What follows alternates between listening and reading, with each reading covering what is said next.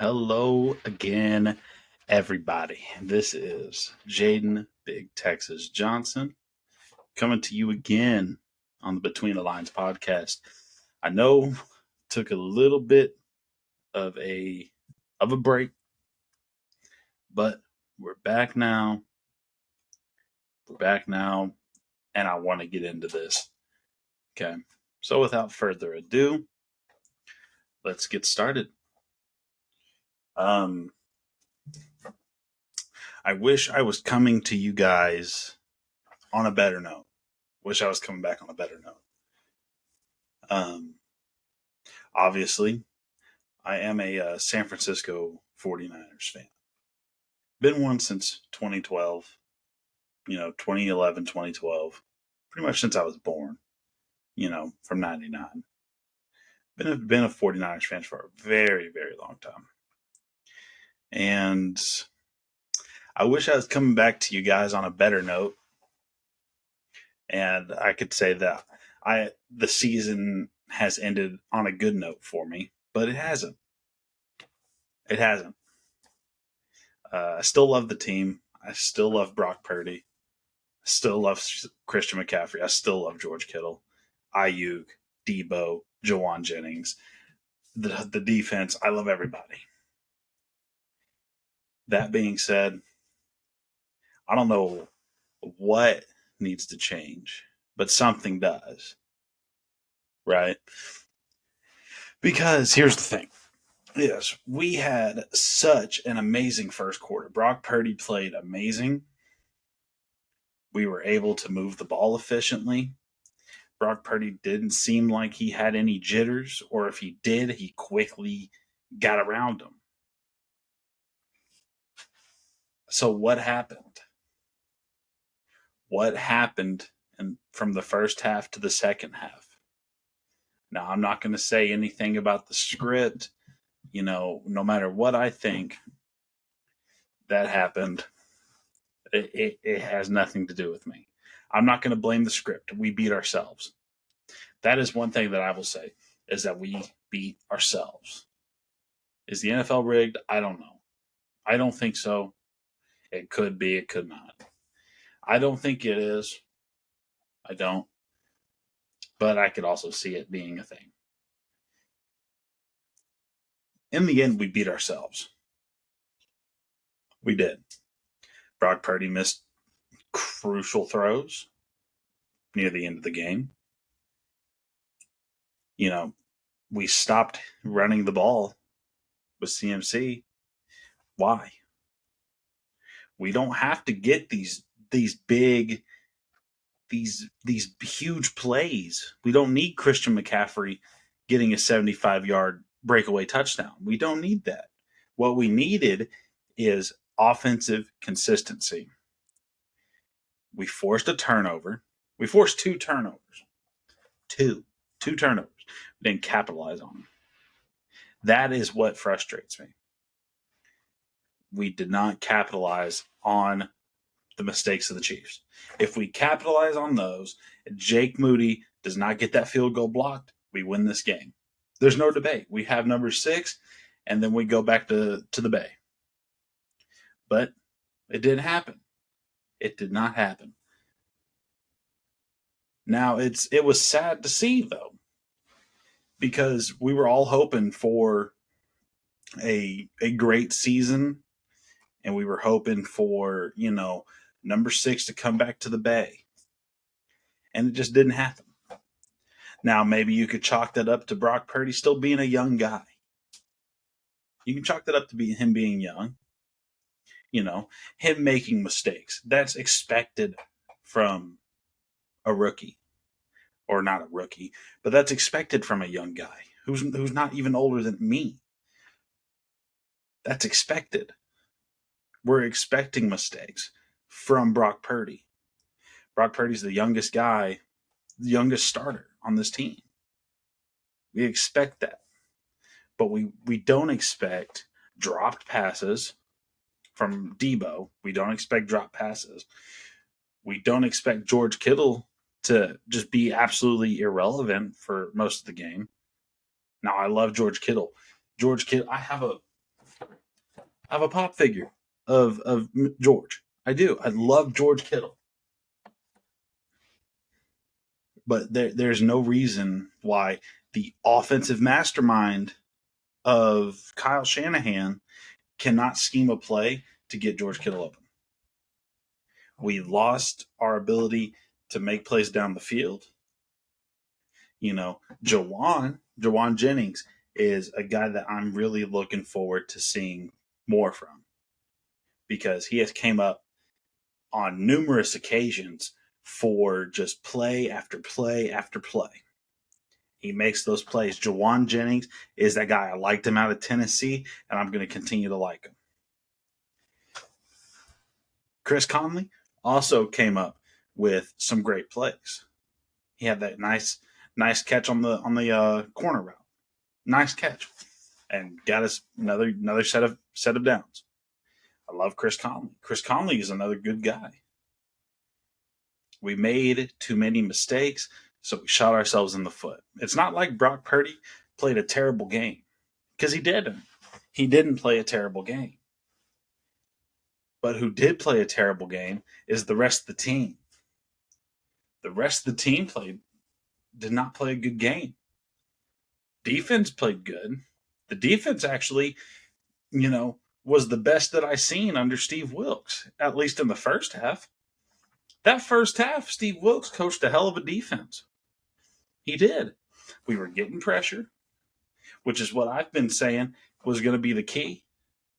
The key to stopping the Chiefs was getting pressure, blitzing assignments, blitzing lanes, whatever. That is what I said would help beat the Chiefs. You get pressure and you help the secondary. The secondary of our team is the weakest point, and everybody knows it. It's not like this is brand new news. Everybody knows this. Secondary is the weak point of our team. I don't know what happened in that locker room during halftime. I don't understand what happened, because we went from playing a very high level of football, making plays, just making plays all over the field, right? We lose Dre Greenlaw early. That sucks. Dre Greenlaw is a very good complement to Fred Warner. Hard hitter. It's a great run stopper. He's still even good in coverage. I love Dre Greenlaw. Once Dre got hurt, Oren Burks got picked on. Demetrius Flanagan fouls got picked on. And that's just what happens. That's what happens when your big guys go down. That position is now going to get picked on. And then, in that second half, we're sending obvious pressures, right, when we don't need to. Why are we sending pressures right now? Like, on a 3rd and 4 or 5, why are we sending pressure? Like, they're not going to run the ball. And we know it. We know that's not what they do. You keep, especially with how much Patrick Mahomes was taking off and trying to scramble, or even the designed QB runs. Sure, you have to pay attention for that, but he only had one big one, only one big one. You stop those if we're not, just constantly selling out on a 3rd and long, 3rd and medium, 3rd and long. You just can't do that. We cannot make these mistakes. Ray McCloud, I'll give him a little bit of credit for the punt. He tried to get on that ball. If anybody has seen how a punt return actually works, you would know that when those balls hit, depending on how they were, from what it looked like from Morstead, it looked like an end-over-end punt, which are the hardest punts to recover, especially if they hit the ground, because they're going to bounce either which way, and you kind of have to guess. So I'm going to give Ray McCloud a little bit of credit, but that's where that ends. Like, he made the correct play by trying to get the ball. What he didn't do correctly is trying to scoop the ball. Just fall on it. Just fall on the ball. And then we still have it. We still maintain possession. And we don't give it back in the red zone. That is the mistake that Ray McCloud made. Defensively, we were getting home. We were getting home on pressures for most of the night. We were getting home on pressure when we were only blitzing 4. Most of the time, we weren't blitzing more than 4, and it was effective. It was very effective. Chiefs O-line, I mean, they're good, but they're not that great. They're not that great at just stopping one-on-one pressure. Nick Bosa and Chase Young. Chase Young had a great game. And this is what happens when Steve Wilks finally calls the defense out for lackluster performances for the past 2 games. 2, 3, 4 games. This is what happens. You call your guys out. Be like, hey, y'all are stinking this up. Y'all are stinking this mess up right now. And we need to fix it. Or we're going to get embarrassed. Nobody wants to get embarrassed. So they cleaned it up. And they did. The defense played stellar for the first half. After the first half, everything went downhill. And that's what I'm trying to figure out. Is because once again, Kyle Shanahan blows another double-digit lead in the Super Bowl. He's 0-3 in the Super Bowl as a head coach and an OC. How did that happen? You are considered one of the best offensive minds in football. And you're telling me that you're 0-3 in the Super Bowl? Really? Why is that? Why are we only 0-3 as a head coach in the Super Bowl? Now, granted, he had that Atlanta OC position, right? That was a rough game. We all remember it. That was a rough game for Kyle Shanahan, for the Atlanta Falcons. That was a rough game. We have, on paper, the best team in the NFL. So many Pro Bowlers and all pros. We had tons. The entire starting offense was pretty much all pros and Pro Bowlers, besides Debo. That's the only non-Pro Bowler was Debo. Why? Why are we not, and the only Pro Bowlers that the Chiefs have were, I'm pretty sure, L'Jarius Sneed and McDuffie. Are you telling me? Like, that's not knocking any of the Chiefs players. Chris Jones. I forgot about Chris Jones. Chris Jones and that front 7 for the Chiefs is amazing. They are a great unit. They stopped the run on several occasions. We were still getting, some pretty good runs here and there. But they stopped the run on occasions, and it looked really good. But when we, you're telling me that we picked on L'Jarius Sneed a little bit, but we kept throwing at McDuffie. McDuffie had a solid performance. He did. McDuffie was amazing. Played a great game. L'Jarius Sneed, not so much. I can see us picking on L'Jarius Sneed, especially because it was working. When shit works, you stay with it. When shit doesn't work, you move away from it. The definition of insanity is doing the exact same thing and expecting a different result. That is insanity. If McDuffie is covering Deebo Samuel with his life and every receiver that he's on with his life, stop throwing at him. Because you know what? As soon as we've seen it all season, as soon as one Pro Bowl corner is blocking up one of our guys, another one's going to be there. Another one will be there. And it's only a matter of time before they are.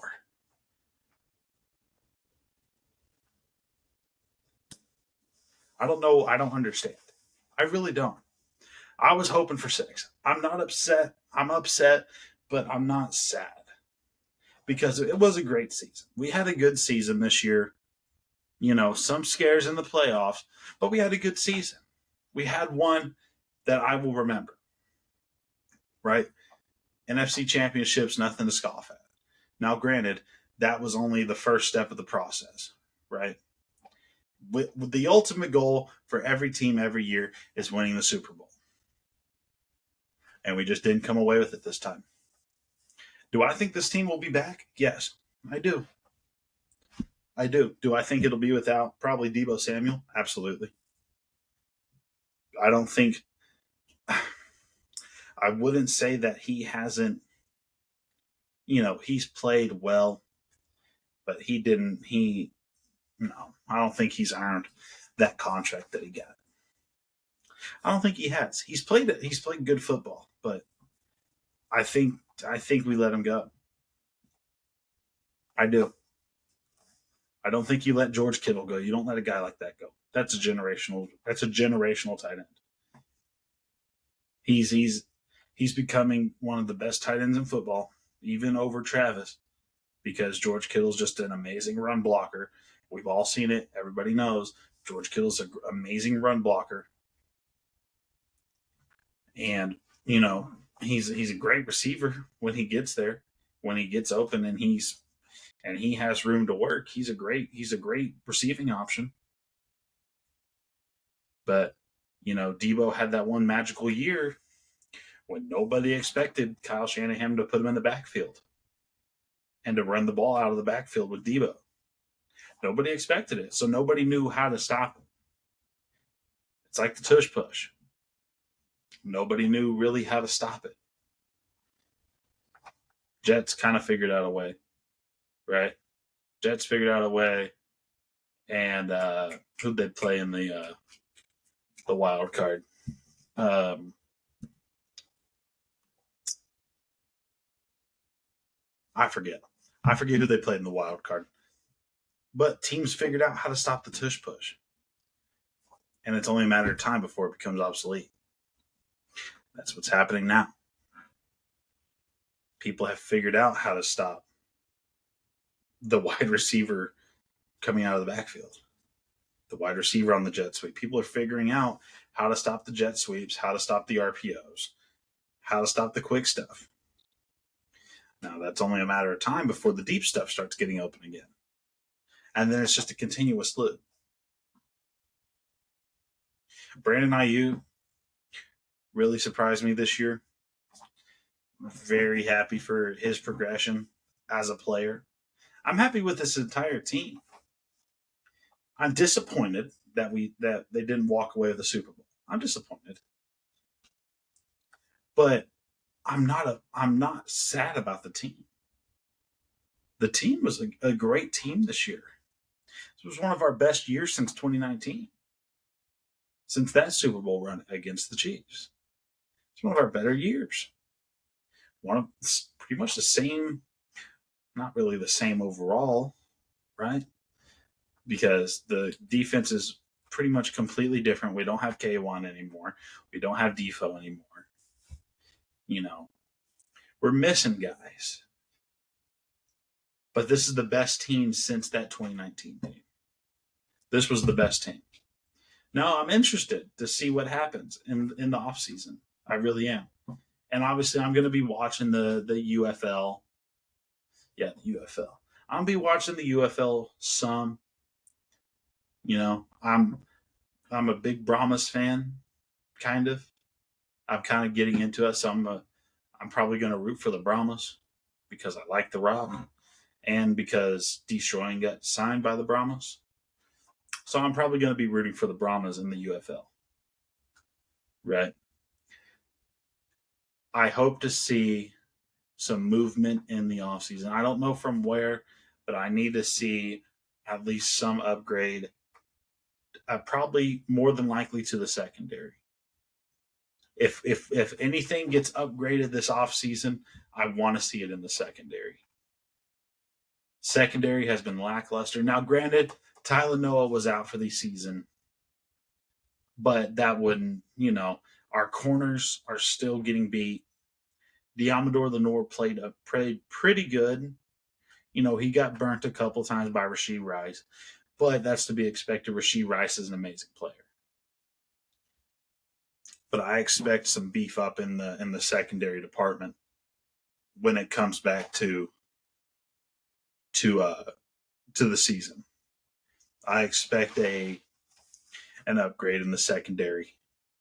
Either I don't think we need a safety because whoever I think Jair Brown will be a very good safety.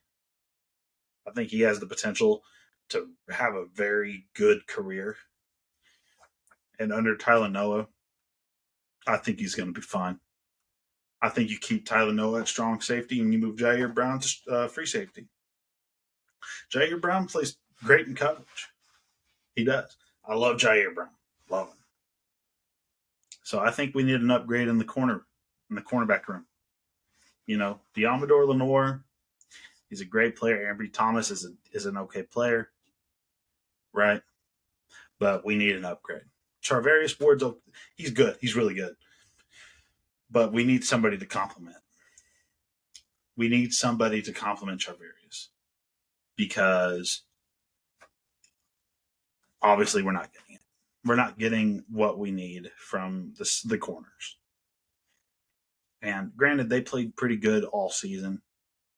Had a really low passer rating on Charvarius Ward this year when thrown at him. Diamador Lenore had a great season. Played very solid football all year. And, I just want to see a change. I want to see a change, and I want to take that next step. Because I'm sick of us choking in the big games. I'm sick of it. Because that doesn't need to happen. We have too good of a team to be doing that. We do. And now if Debo stays another year, I'm not going to be upset. I love Debo Samuel. I really do. Like, Debo has been one of my favorite players for a very long time. But aside from Nick Bosa and George Kittle, he's been one of my favorite players. Brock Purdy has etched his way onto my list as one of my favorite players on this team. I hope to see some changes this offseason. I'm going to come back on here more often when I start, I'll start moving into different sports and checking out other options so we have something to talk about during this, whether it be off-season moves, whether it be the UFL, whatever it may be. I want to get back on here some more and talk to you guys. And I want to hear feedback from you guys. So if you did stop by and you have made it this far into the episode, thank you from the bottom of my heart. I know it's been a long hiatus without seeing this beautiful face right here. But thank you if you came back and you've watched fully through. It's a shorter episode because I don't have a lot to say. Thank you from the bottom of my heart for sticking around and watching this video and watching this episode. So I thank you guys, and I'll see you guys next time. Peace out. Big Texas gone.